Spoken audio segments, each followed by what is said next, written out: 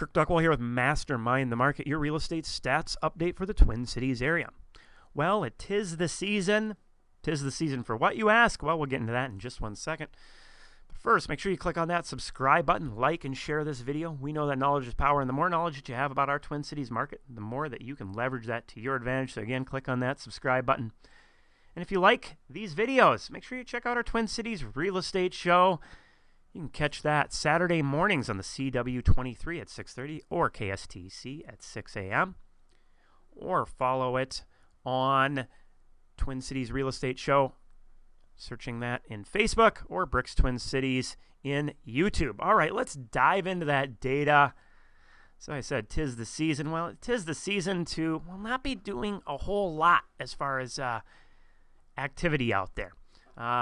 It did pick up a little bit week over week on the average showings per listing per week.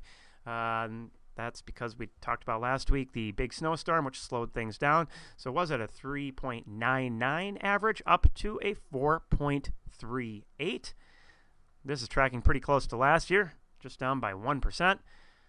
Showings picked up as well, 2158 up to 2320. This is a little bit slower, though, than last year's total showings. We'll talk a bit about last year's activity shortly. Looking at listings coming into the marketplace, did drop off, was at 875 down to 701. And pending sales dropped off as well. You can see that's at a faster pace than where listings were at. So ultimately bringing inventory down by almost 400 listings there. So that's going to put more pressure on that marketplace. So it was at 63.61, now down to 59.65. Looking at interest rates from a resident mortgage geek, we can see that they just ticked up ever so slightly. Pretty flat, was at a 3.1 up to a 3.12. We are expecting rates to probably rise slowly as we go into the new year. So the recommendation from Chad, a resident mortgage geek, is to lock those rates if you are under contract. Now, talking about interest rates and where we were at last year, and this is playing into our market meter. So we're going to look at that here. We can see the market meter barely ticked down, and there's a few factors playing into that. So we saw home affordability actually go up a little bit, so that helped the market meter not move down as much. And then we saw that showings per week per listing tick back up.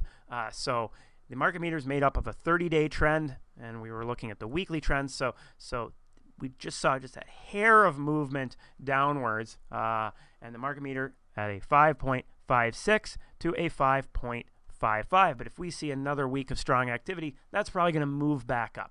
So I mentioned that 'tis the season. Well, we're not going to have massive movements here. So it is the season to be kind of a little bit slower. It is the season for buyers to be getting out there, take advantage of this market time. And we are about to get to the season, though, where it's going to pick up pretty quickly.